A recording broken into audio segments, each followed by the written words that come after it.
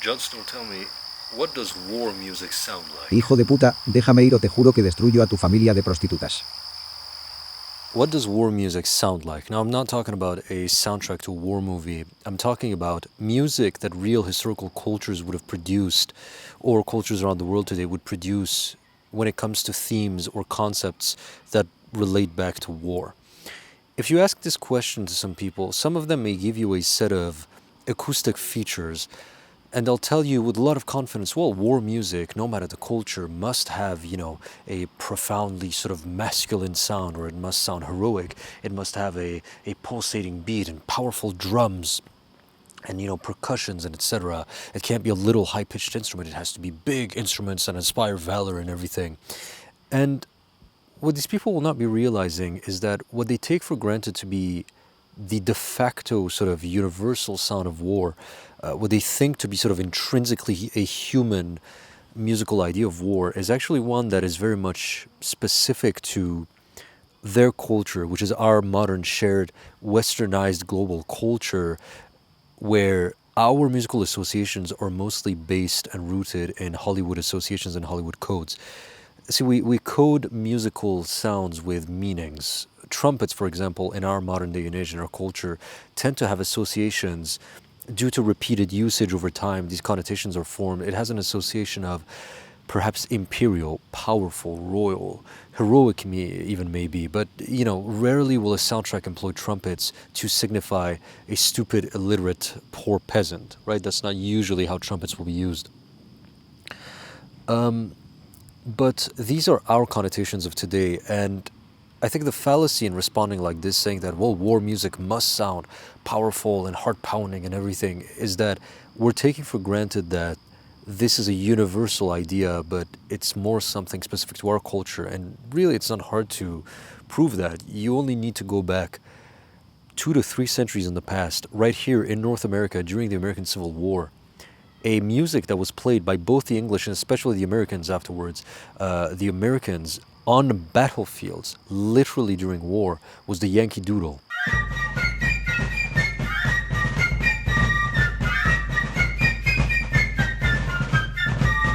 Which was arranged most often like this. I mean, this melody, if you ask people, what does the American Revolution sound like to you? Music that embodies the values of the American Revolution, they're going to tell you, most likely the John Williams score to The Patriot, or the John Adams miniseries theme.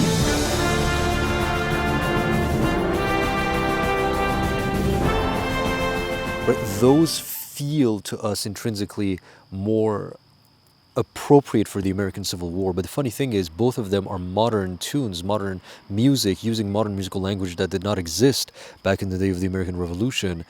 And we find these more appropriate rather than having the Yankee Doodle, play during the le générique, how do you say générique, the opening titles of John Adams. So the point here is that while we may be dead set and confident in the idea that this is exactly the sound of war, it couldn't sound like anything else, something that is so far removed from our idea of how war should be expressed musically, may actually be valid in the eyes of another culture, either chronologically or geographically today. And I think that that's often the form that cultural closed-mindedness takes. When you have an old grandpa or an old grandma, people that are culturally closed-minded, it tends to be them taking for granted and not wanting to accept that something they just take for granted as being sort of universally, intrinsically true, is actually something that they were conditioned to believe due to cultural subjectivity. I had invited a friend of mine to eat at our house, and we were serving Iranian dishes, and she could not get over the fact, this is Jon Snow, the cat is still there, she could not get over the fact that we were eating with a spoon and a fork rather than a fork and a knife. It wasn't just a reaction of going, oh, interesting, that's very unusual for me, but okay, that's interesting. No, it was like, no, you can't do that. This is incorrect. This is objectively wrong. And then for 3 minutes, she tried to rationalize how 90 million people, the entire Iranian nation, are, basically idiots for eating like this, and that we are doing it the right way, and you're objectively wrong for doing it this way. That's often what, when a person is culturally closed-minded, that's usually an expression of that. The basic algorithm at the root of it is, no, no, this is how it is, and I, it's so hard for them because I do think that it takes quite a lot of emotional intelligence, if you will, empathy in a way, to be able to say that, okay, even though how I perceive the world is so profoundly tied to my entire identity and understanding of things, I have to accept that how I view the world may not be as entirely objectively valid as I would like to think, and other perceptions of the world may be as equally valid. It takes a lot of maturity, philosophically and emotionally, I think, to be able to admit to that. It reminds me a bit of, I for those of you who follow my videos, it will be no big surprise to you that I curse very often in my videos. I use very vulgar curses. That's the problem. The thing is, I'm from a generation in the West where, to my generation, curse words have lost all power. Like, like, go fuck yourself. There's nothing to it. There's no power. I tell that to my best friend. I go fuck yourself. And it's like, it's a loving thing. And here and there, sometimes there's older people watching my videos.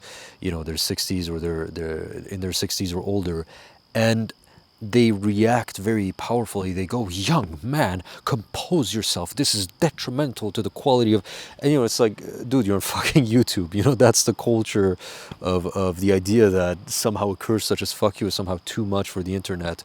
And maybe younger people from more conservative societies might think like that, but the point is, anytime somebody says that you are objectively destroying the quality of your videos by using curse words, and you're objectively wrong for doing so, that to me is also another form of cultural closed-mindedness. It's them, they don't have the ability to say that, okay, it shocks me, fine, it shocks you, that's entirely valid.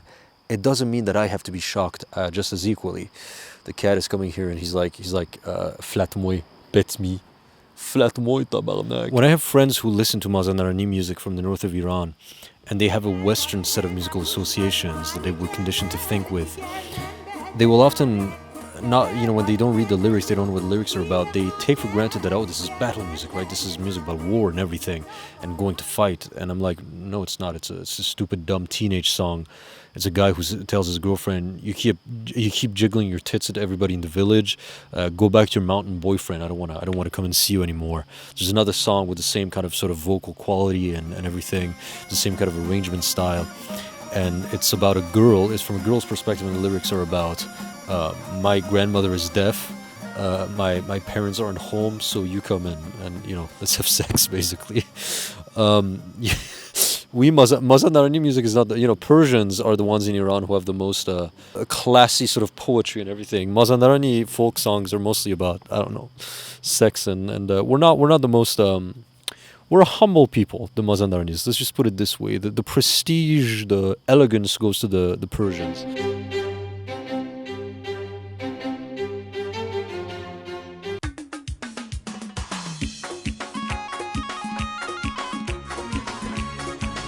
We're a little bit hillbillies, but I'm fine with that. It's because they're hearing acoustic features that in their culture and society have been codified to refer to war and battle. They're hearing these powerful drums, they're hearing the dotar that has a powerful sound as an instrument, they're hearing these vocals that sound like they could be out of The Witcher or something.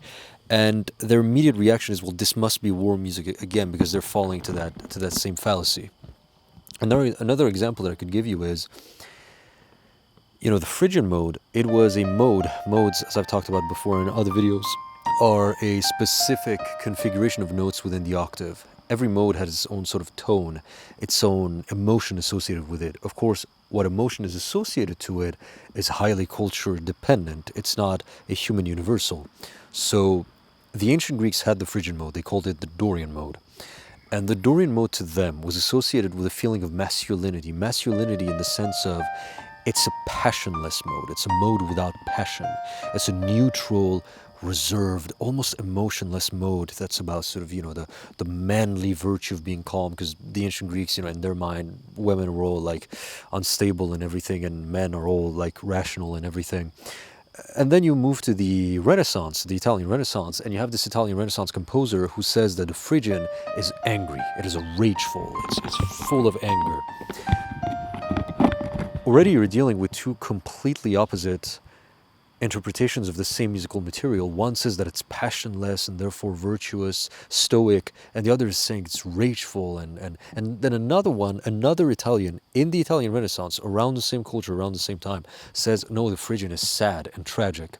And nowadays, when you see Western musicians on YouTube who teach Western music theory, whenever they talk about the Phrygian or the Phrygian dominant or the double harmonic major, etc., it's always in their thumbnails and everything. They always go, the double harmonic major, it's the darkest mode, evil sounding, the darkest mode ever, darkest chords. It's like, as a Middle Easterner myself, I'm often like, what the fuck are you on about? Because, you know, in Greece, for example, in the Middle East, in the Balkans, in North Africa, the cultures that do use these modes on a daily basis, not just as sort of exotic oddities, there's no particular correlation with darkness or evil in it. You know, you've got Mishir Lewis, the Greek folk song, that's in one of those modes. It goes, Mishirlu muigli kyashui matya ya habibi ya lelelia tadio suhili stazune meli aman aman Mishirlu, etc., etc. It's in Hijaz, as it would be called in Greek. It's like the Phrygian dominant, I think, in Western terminology and everything. It's like it's a love song. There's nothing evil about it. It's not about like evil or darkness. It's a love song. And you know, some people might say, well, you know, I'm English and I love Misiru and I always felt like the double harmonic major transmits the pain of love. But you know, maybe you're reading it as pain. Nenni desem uyur mola üstüne güller gelirim mola. You know, personally, the same double harmonic major, myself, I feel it more to refer to imperial, like I feel like it feels very royal or sexual, funny enough. And maybe it's because I associate it most strongly with Misirlu, and Misirlu is a very sexually charged song for me. There's like very sort of kind of, you know, it's like lips dripping, honey dripping from her lips and everything. There's a sort of sexual energy to it. And to me, Hijaz is like the embodiment of like steaming hot sexuality, basically, musically. It's a completely different interpretation from the one from those. So just to clarify, I'm not here saying my interpretation is the valid one, theirs is invalid. I'm saying you can have different cultural interpretations of double harmonic major, Phrygian, and everything. I just wish that those videos were a little more self-aware, if you will, where instead of saying it's the darkest mode ever, it's evil, I wish they would, you know, clarify that, by the way, you know, that's how we feel about a mode that we Westerners barely ever use normally. And the actual cultures where it is an actual cultural property of these cultures that actually use it on a daily basis, these don't have that feeling towards it. I just feel like it would kind of be helpful not to, you know, just already kind of typecast it into evil and everything as if that were the intrinsic property of that musical sound. But the overall point that we're talking about, the recognition that musical sounds and how they refer back to concepts or emotions is extremely important, because a lot of people have this fallacy of thinking that reconstructing ancient music is very easy. A lot of people think that in order to reconstruct ancient music, you just have to look at the characteristics of an ancient civilization, and then, you know, if the Vikings were raiders and pillagers, therefore their music must have sounded raidery and pillagey. It's like, yeah, what? There's no such thing as intrinsically raidery, pillagey sounding music.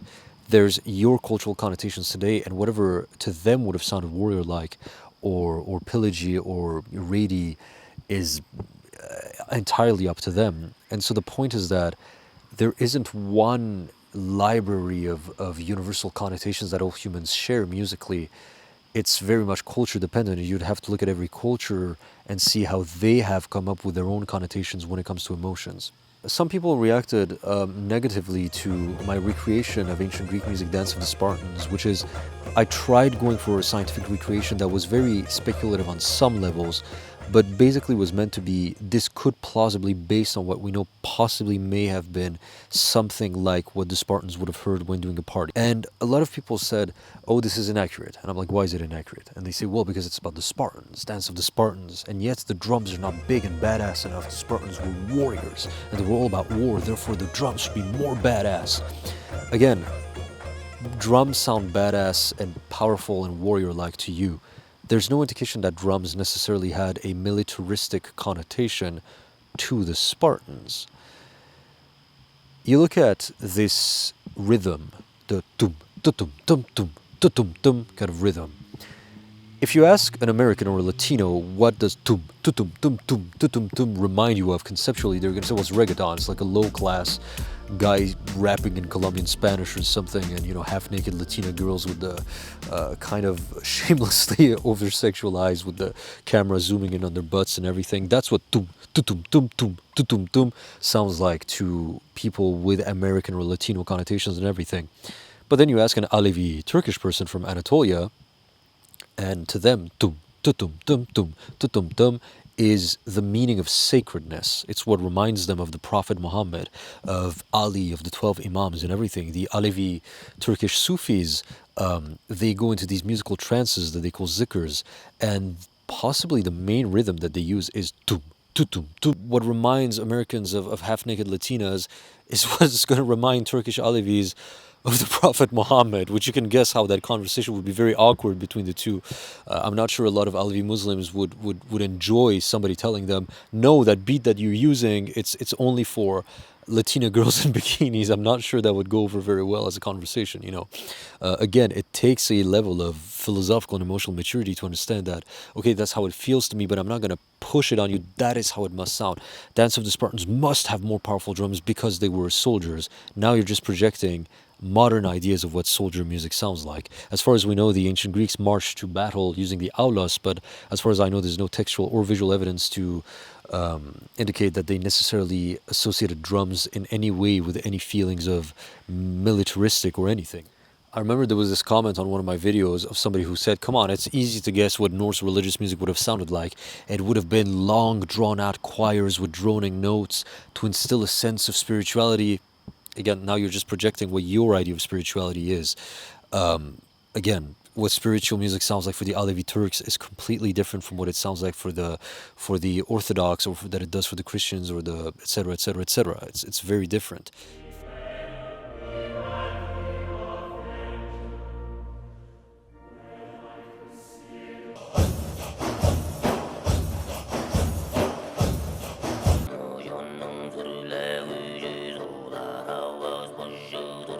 So no, reconstructing ancient music is not as simple as saying they were spiritual, therefore their music must have sounded spiritual. What is spiritual sounding music? It would depend on their culture. You cannot just assume that they would have had the same idea that you do and just project it back onto them. It's much more complicated than this. And I think that kind of logic, the idea that Spartans were warriors, therefore all their music must have had bigger, more epic drums, which they didn't have, by the way, because the kind of drums I used were the ones that they had access to with the physical limitations that they had, with the material culture that they had. This idea is the equivalent for me that in 2,000 years, people will remember this ancient civilization called the United States of America solely through the lens of its militaristic ideals. So, in pop culture, people will only remember this ancient civilization that was the USA as the one that dropped bombs on Japan. They loved their guns. It was written in their constitution. They didn't want to get rid of their guns. At least some of them didn't. They had jets flying over their football games. Like me as a Canadian, I look at the Americans and I'm like, you guys are fucking obsessed with your military. It's insane. Again, I'm not judging. I'm just saying from my point of view, it's weird. Not saying that I have the correct opinion, of course, because that's the entire point of this video. But imagine if that's really what people focus on for the next 2,000 years. Then an actual music historian is going to discover tapes from an ancient artist called Taylor Swift. And he's going to play those tapes, and then you're going to have those Reddit historians who think they're such great intellectuals who are going to be like, this cannot be American music. You're like, why? Oh, because the Americans dropped bombs on Japan. You're expecting me that the culture who dropped bombs on Japan would have had blonde girls singing cutesy songs on acoustic guitars? No, American music must have had dubstep, because imagine if in 2,000 years dubstep, still exists, and somehow dubstep has the connotation of war to them, and so they're like, no, all their music must have sounded like dubstep because that's what the war sounds like to us. It sounds like dubstep. Often people looking at historical music like this, they do this thing where they reduce an entire culture down to a single mono trait, caricature with one trait. The Spartans were warriors, therefore all their music must have been warriory. If they did have warriory music, warlike music, which of course they would have had, it wouldn't necessarily have translated as warlike sounding to us. And furthermore, the Spartans were human beings like you and I. They would have had love songs, they would have had calmer songs, they would have had Jon Snow. They would have had relaxing songs. A father who lost her child might have written a song about her. The idea that everything they ever did would have been the most badass, blood-pumping, Hans Zimmer epic thing just because they were warriors is kind of an 8-year-old way of looking at things, to be quite honest. With all of that said, I would like to now recalibrate the video into something a little more balanced, because so far the video has been very firmly set on a pro-culturally subjective reading of ethnomusicology. See, I believe the great tug of war of all of anthropology is this tension between universalism and relativism. Older forms of anthropology used to be overly universalist. They thought that everything has a universal basis in all humans and cultural relativity almost doesn't exist. And nowadays, anthropology has recalibrated itself to better represent the fact that no, most things that humans take for granted as being truths are often far more culturally relative than we give it credit for. Unless we go out of our way to sort of experience other cultures and have the open mind to accept the interpretations of other cultures, such as the spoon and everything, right? With all of that said, I feel like in this desire to do away with older forms of anthropology and recognize how many things and most things might be culturally relative, I feel like it's now become almost fashionable for some people to go a little bit too far with relativism and want to claim that everything is literally relative. And I just want to take the time in this video to just recalibrate and rebalance the video a little bit, just to clarify that whilst I'm firmly on the side, and all ethnomusicology is also on the side, that the idea of musical concepts is extremely culturally subjective, and any attempt at rationalizing otherwise is going against every documented reality. The idea that there is no such thing as human universals in music and how they translate to concepts might also be a little bit too far-fetched. And I feel like often a lot of people like to do that. Not to get too political, but I've never been afraid of pissing people off with these videos. But not to get political, but in my experience, I feel like people who have a sort of a conservative bias tend to like to rationalize things and try to tell themselves that everything is universalist, that no, we are doing things right objectively and everybody's doing things wrong objectively. Whereas people who have more of a strong liberal bias tend to go really far trying to prove that everything is somehow culturally subjective. Having gone to university here, I had discussions where people were saying that, there was somebody saying that the idea that beards are somehow intrinsically related to men is just a Western idea, completely culturally subjective. Maybe to another culture, beards are a feminine thing. Okay, for the most part, I'm pretty certain that every culture around the earth would agree that deeper voice registers have a more masculine association to them than a higher voice register. But does that necessarily translate then into the idea that every war music ever made must have been sang in a deep voice register? No, because you have war chants from tribal societies, for example, that have very high-pitched sort of vocal qualities to them. So it's not as clear cut as this. Alternatively, some of you who have watched many of my videos will have noticed that I wear eyeliner very frequently, and some people automatically interpret it as, oh, it's like a modern thing where you're rejecting typical masculinity. And I have nothing against that kind of. If you don't want to be typically masculine, go for it. Like it's your life, your choice. But it's not why I wear eyeliner, because the context in which I wear eyeliner is actually very traditionally masculine. In Eastern societies, think of the Egyptians, right? The classic Egyptian look of the bald guy with the eyeliner. eyeliner, makeup as a whole, maybe not lipstick and everything, but makeup, especially eyeliner, was never a female thing in ancient societies. It's always been a thing that, like, men, the Prophet Muhammad, I believe, like, he is said to have worn eyeliner, and he even has like a recipe for eyeliner in the hadiths or something, and he's like, oh, wear eyeliner, it's good for the, because it probably was born out of the necessity of protecting yourself from scorching sun or something. I don't know exactly what it was, but the ancient Achaemenid and Sasanian kings, they wore eyeliner like I do. So no, actually, when I wear eyeliner, it has a very ultra traditionally masculine connotation to it, because it's a sort of masculinity that is so traditional. It hasn't been around in Iran for the better part of 100 years now.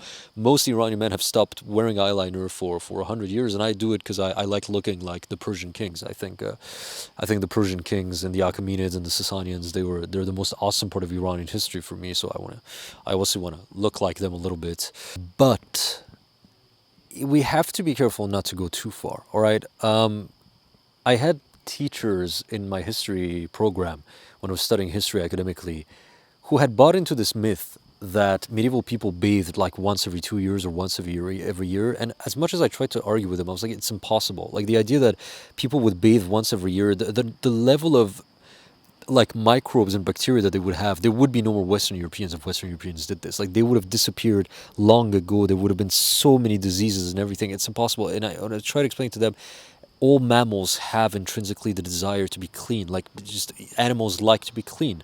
Humans like to be clean.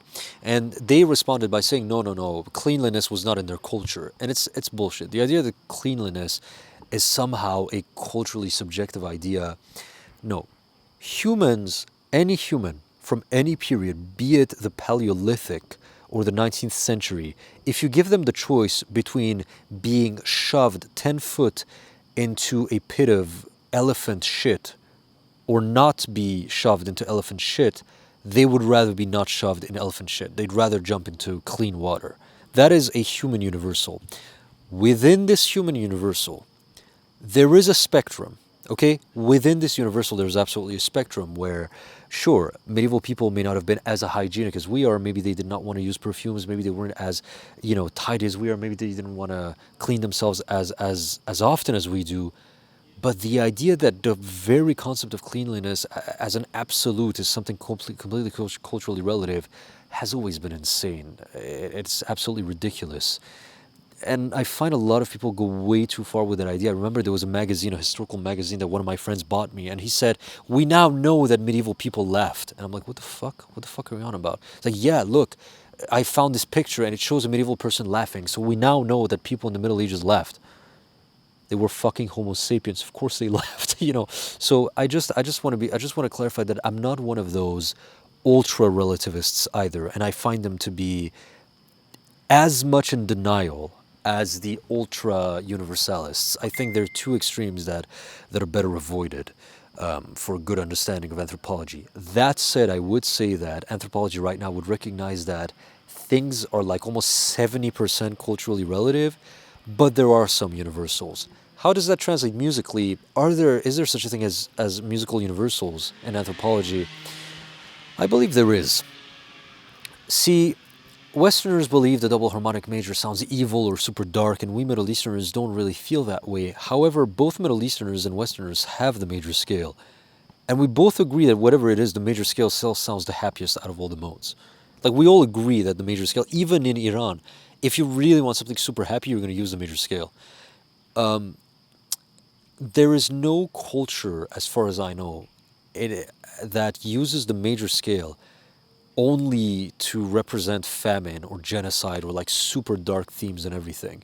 There seems to be a human tendency to recognize that, yeah, at the end of the day, major still sounds happy. Pretty much all cultures agree on this, regardless of cultural relativity. And in a way, you refer back to my example of Phrygian earlier on, of the Phrygian mode. The ancient Greeks thought it sounded stoic, passionless, in a good way. Some guy thought it sounded angry, another thought it sounded sad, and another thinks it sounds dark and evil. What they all have in common is, at least they agree it doesn't sound happy. Now, that's a pretty vague universal we're working there. It's a pretty vague similarity, but that's the point. I think that is the level to which universals in ethnomusicology express themselves at very vague, big levels, where they'll all agree that Phrygian doesn't sound happy necessarily, but that's kind of where it ends.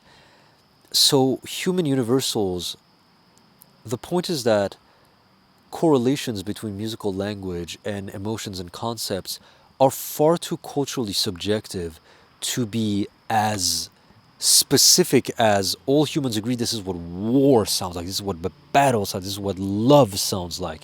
When you see a person listening to a love song from another culture and they say that's not what a love song sounds like, I have a lot of people saying that's a bad love song. Iranians don't know how to write love songs. That's not what love songs sound like to us. Just because it's not your idea culturally of love music doesn't mean that's what I would tell them. Just because it's not your idea of love music doesn't mean it doesn't work for us culturally in a subjective sense. So yes, I'm very much for the idea that there are human universals in music, but they express themselves in terms of association with concepts in extremely vague, unspecific ways. And it is absolutely unrealistic to expect all humans to form the same musical connotations with a kind of specificity where all humans agree that's what war music sounds like, that's what love music sounds like, etc. Anyway, I have exhausted what I think all I had to say for this rant. Goodbye, my friend. Déjame ir o te juro que destruyo a tu familia de prostitutas.